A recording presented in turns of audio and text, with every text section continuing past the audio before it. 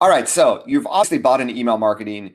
You want to know how to do this, and you want to know where lead magnets fit in. And maybe some of you are already doing this, but I want to hopefully re-educate you on the value. So here's the thing, right? How are you going to grow your list? Are you going to ask people on your website to subscribe? Not really successful for most companies. Are you going to ask your social media followers to subscribe to your list? Probably not going to happen. Are you going to do pay-per-click or Facebook ads to get people to sign up to your list? Probably going to be very expensive. So this is not the way to do this. And I know that even myself on my website, hey, sign up, subscribe to our newsletter. It can be effective in some ways. And I'm going to talk a little bit about that if you consider a newsletter a type of lead magnet. So here's the thing. People are not going to give up their email addresses for anything and everyone these days, right? Similar to like on Instagram 5 years ago, maybe people openly followed people. They're not doing it anymore. So Instagram growth is difficult. And email marketing, in terms of growing your list, it's very difficult as well. Even if you get a lot of traffic, you need to provide an incentive for people to subscribe. You need to give them something so that they subscribe. This incentive is a lead magnet. It is an incentive. A lot of people also call these opt-ins, right? You need to give something of value. So let's look further at what are lead magnets by redefining them. So this is from GetResponse's own website. A lead magnet is a free incentive that you give away to your website visitors to capture their attention and convince them to provide you with their contact details, typically email address, name, or email address, first name. If you ask for 10 different things, you're probably not going to get many conversions, right? The fewer things you ask for, the higher your conversions are going to be. So what are the essential components? You're probably thinking maybe you already have lead magnets that aren't converting, or you want to create more lead magnets. What are these essential components of highly converting lead magnets? Number one, they have to provide value, right? Why are people coming to your website? When they find you in search, what keywords are they finding you for? Why are they going to your website or from social media, right? You have to provide them value. You have to solve their problem. Maybe give them an easy win. In addition to that, two things that are often forgotten are you don't just want to give out a random lead magnet. It has to generate demand for your products and services. If it doesn't, then you get people to your list, but they're there for the wrong reason, right? And you can use lead magnets very intelligently to qualify purchase intent. So if you're an email marketing software company and you have a lead magnet that says, 10 tips on how to automate your email marketing that our competitors don't let you know about because you have some unique functionality, that's a really, really good lead magnet that if people opt into that, that they have an interest in email marketing automation and they very might consider buying your software.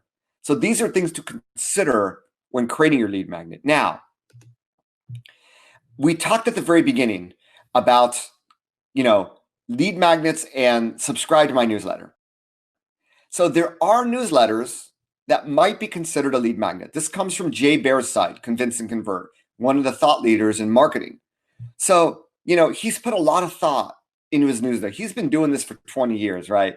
So his newsletter provides a lot of value. It provides information, but it's curated. It keeps you on the top of the trends. There's 75,000 other of the world's smartest marketers. Everything is, depicted here as a way that, it's almost like FOMO, right? Fear of missing out. If we don't subscribe to this, then we're not going to get access to this content that's really going to keep us ahead of our competition. So if you create a newsletter like that, I vow to do that with my own nealschaffer.com website. I have weekly newsletters, I have monthly newsletters, and I spend time to really curate content that helps people, but also generates demand for what I provide. If you can do that, then yes, a newsletter can be considered a lead magnet. Get your weekly diet tips, get your weekly fashion tips, get your weekly lead generation tips, whatever it is. So long as you can put it in this way, I think a newsletter can be a lead magnet. But it's obviously going to require you to invest time on a weekly basis to create that because you don't want to be posting old news in your newsletter probably. But there are many, many other types of lead magnets that I want to go through. So on the left, we have more traditional types of lead magnets. What we've seen over the past few years is that very simple lead magnets can do very well. So these can be, when I say very simple lead magnets, it can be a one-page checklist or cheat sheet or worksheet. There are podcasters like Amy Porterfield that basically create one of these for every podcast episode. Every podcast episode has a lead magnet. And obviously, when you do that, you're qualifying your audience to see who is opting into which lead magnet to understand their needs, right? So it's actually a very, very brilliant approach. You could have a different lead magnet. We sometimes call these content upgrades, but every blog post could have a different one-sheeter. Hey, now that you've read the blog post, if you want to get this in a PDF format in a easy to read checklist, please download here, provide name, email address, and you've just created a lead magnet. So it doesn't have to take a lot of time.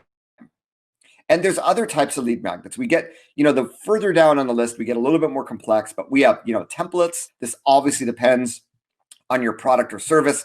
If you're selling, Adobe Photoshop presets and you have a sample preset that you can give away, or if you're a copywriter, maybe you give away some free swipe files, whatever it is. Quizzes, you need to use a third-party software for this, but quizzes, we've seen a lot of companies that have done very well by, asking you to take the quiz. And hey, if you want to see how you compare with everybody, make sure you sign up to see your results. That's a very clever way of getting people to opt into your newsletter.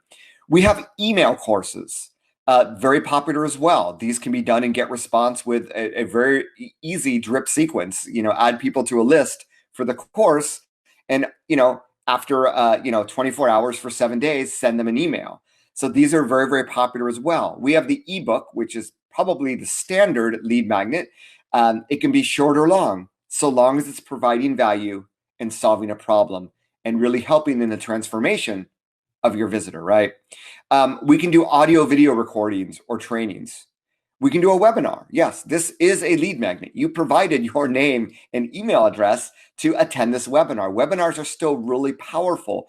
And in today's, era of COVID-19, everybody's at home.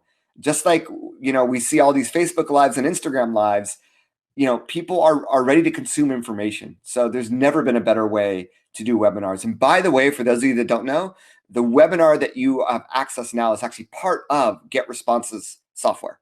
So when you subscribe at a certain plan, you can actually do webinars for free. I'll show you that a little bit later. Now, on the right-hand side here are, the left-hand side could be for B2B or B2C. The right-hand side tends to be more for B2C, but it could also be B2B. So contests and giveaways, these are huge. We hear about people like that do giveaways and grow their Instagram followers by hundreds or thousands of followers. Well, hopefully they're also asking for email address in order to, do or be entered into the giveaway. So this is a really, really easy thing to do, but you don't want to give away an iPad. You want to give away something that's relevant to your audience. So I wrote a new book, right?